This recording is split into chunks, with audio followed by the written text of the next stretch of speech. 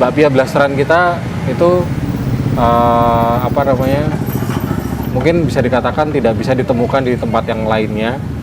Kalau kamu butuh info update seputar peluang usaha, serba-serbi bisnis kuliner, inspirasi bisnis, dan kisah sukses pelaku usaha, stay tune di channel YouTube TV Bisnis. Video ini dipersembahkan oleh Dikemas Rumah Kemasan, Your Creative Packaging Solution.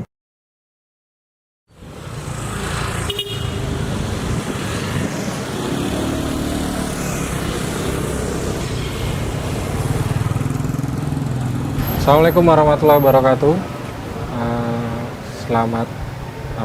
Selamat siang. Sekarang siang di shootnya.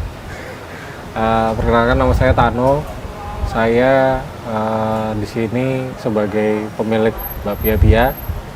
Karena saya sekarang posisinya lagi nggak secara teknis tidak mengurusi bakpia Pia.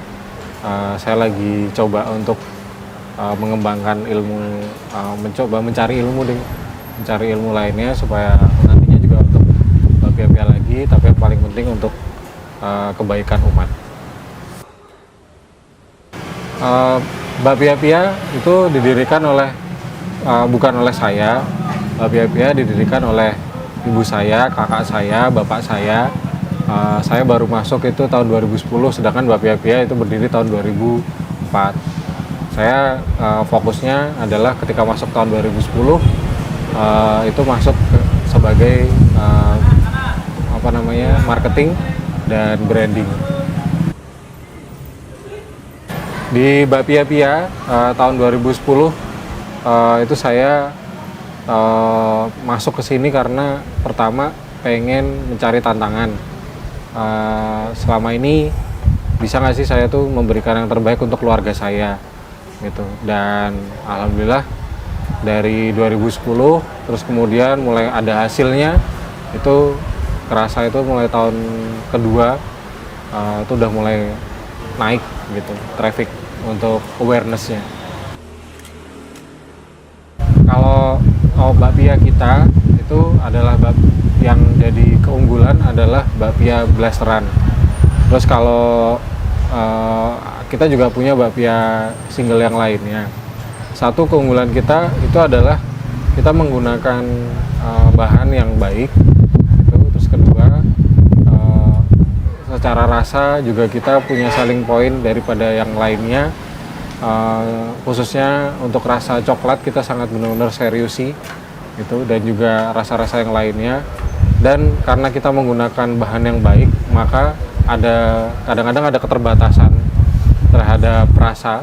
Jadi kadang-kadang tidak bisa dibandingkan dengan rasa-rasa yang lain sekarang yang mungkin bahan-bahannya itu bisa dikatakan itu kemungkinan bisa lebih baik lebih baik punya kita daripada yang lainnya kalau secara teknisnya. Oke, kalau kita berjualan bakpia di Jogja itu satu, mau kita bikin bakpia yang nggak enak pun itu sebenarnya bakalan laku. Tapi berjualan itu sebenarnya bukan cuma dagang aja, tapi kita pengen ada sesuatu yang kemudian setelah jualan ini kita juga ada hasil lain untuk masyarakat. Nah, caranya adalah kita memberikan pertama dengan rasa yang baik, terus juga bahan-bahan yang baik. Terus kemudian yang ketiga adalah juga dengan value-nya tuh juga yang baik juga, yaitu bakpia blasteran kita itu mungkin bisa dikatakan tidak bisa ditemukan di tempat yang lainnya. Terus kemudian kalau misal katakan mungkin juga kalau misalnya nyari bakpia dua rasa di dalamnya itu cuma ada di bakpia Pia. Terus kemudian kita juga menjualnya itu di tempat kita sendiri, dan kemudian secara produksi juga kita lakukan sendiri juga, kita jaga dan kita selalu jaga untuk masalah produk, kita selalu jaga untuk customer gitu.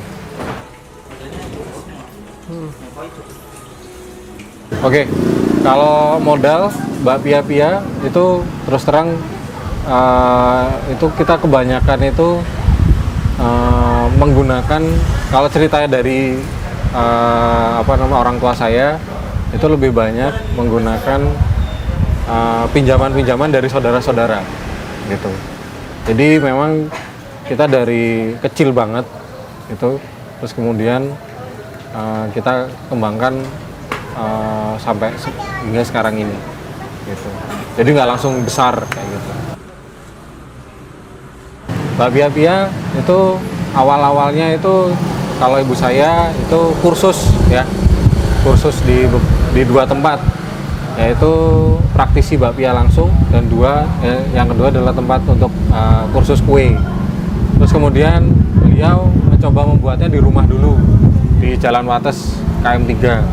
Terus kemudian beliau menggunakan rumahnya Bude gitu, rumah peninggalan simbah kita gitu, di Jalan Dagen belakang Hotel Wis ini gitu, di gang kecil gitu. Terus kemudian ada penawaran tempat bisnis di Jalan Dagen utamanya ini, di depan Hotel Wis. Terus kemudian kita dulu nggak di depan Hotel Wis, yang di depannya El Royal itu kita ada tempat kecil, kita mulai dari sana. Terus alhamdulillah kemudian kita bisa kembangkan di beberapa tempat. Terus alhamdulillah kita bisa membeli tempat yang di sini itu baru setelah sekitar hampir 10 tahun kita ada di Dagen ini. Terus kemudian bisa membeli tempat yang di sini. Nah, ini juga yang paling penting dalam bisnis, itu kita harus tahu bisnis itu kan alurnya ada proses produksi, terus kedua ada proses penjualan atau marketing, pemasaran lah gitu. Terus kemudian ada yang ketiga adalah sebenarnya yang ini paling penting banget, yaitu manajemen. Nah, bisnis itu sebenarnya ngelakuin salah satunya aja udah jadi bisnis gitu. Apakah baik digabung atau tidak, itu pertama kita lihat adalah kapasitas kita punya nggak uang misalnya dipisah antara produksi dan juga penjualannya gitu. Kita lihat kapasitas kita dulu. Kalau misalnya mau mensyukuri, kita harus misalnya mau membuat, terus kemudian di situ ada penjualan, ya udah kita buat cerita yang menarik sekalian bahwa misalnya di situ adalah home industry, maka tempatnya juga karena dikunjungi pelanggan, maka tempatnya juga harus baik gitu, jangan asal-asalan gitu, karena itu higienisnya harus dijaga, karena itu mempengaruhi citra dari bisnis kita nantinya. Jadi mau digabung atau tidak itu tergantung kapasitas. Dan yang kedua adalah cerita yang ingin dibangun. Nah, cerita ini penting dalam sebuah pembangunan brand gitu, supaya kemudian bisnis ini kita tuh di masyarakat itu nanti akan punya cerita, punya value. Nah, dari value tersebutlah terjadi keuntungan yang insya Allah akan membuat kita berbeda daripada yang lainnya. Jadi bisnis bukan tentang misalnya makanan, itu yang jadi value bukan hanya tentang rasa, tapi juga tentang cerita-cerita di balik bisnis tersebut gitu. Mungkin salah satunya adalah produksi yang baik dan lain-lain. Untuk awal ya, pemasaran tetap door to door. Nah, ketika door to door kemudian berkembang, yang namanya customer service alias customer care itu harus selalu diprioritaskan, karena customer itu harus dilayani banget. Mereka komplain, berikan yang terbaik gitu. Terus kemudian setelah itu pemasarannya itu kita bisa menggunakan media-media periklanan, misalnya Facebook Ads sekarang, terus juga media-media tradisional seperti mungkin koran. Mungkin koran itu masih bisa efektif karena masih banyak kok orang-orang yang masih baca koran gitu, untuk produk-produk tertentu kemungkinan, mungkin TV atau yang lain-lainnya kayak gitu. Jadi pemasaran itu tetap ujung-ujungnya kan selling itu kepada customer care, customer service. Maka customer service ini harus bisa menyervis sebaik-baik mungkin customer gitu. Karena selling itu juga itu mempengaruhi semuanya. Kalau kita udah iklan bagus, customer itu datang kemudian tanya-tanya malah diatosi gitu, atau pelayanannya tidak baik, akhirnya selling bisa gagal gitu. Dan semua yang sudah diperjuangkan bisa gagal gara-gara sentuhan terakhir, yaitu dalam dunia selling, dalam customer service biasanya. Untuk Mbak Pia itu sekarang karena bertatap mukanya sama customer itu, mau customer apapun itu sekarang pakai digital, maka kita bangun awareness dalam digital kayak gitu. Tapi kita juga nggak mengesampingkan yang offline, karena offline itu kita perjuangkan juga terus. Dan yang paling penting tadi pelayanan kepada customer itu, karena mereka sudah percaya sama kita, mereka datang ke tempat kita, mereka mau melakukan pembelian ke tempat kita, di titik terakhir mereka mau bayar, mau selling, itu harus kita berikan yang terbaik juga supaya mereka sampai akhirnya membeli dan kemudian melahap produk kita, mengkonsumsi produk kita. Mereka itu punya kenangan yang indah, nggak pernah ada yang jelek. Nah, dari situ nanti kita akan menciptakan pelanggan, bukan hanya pembeli.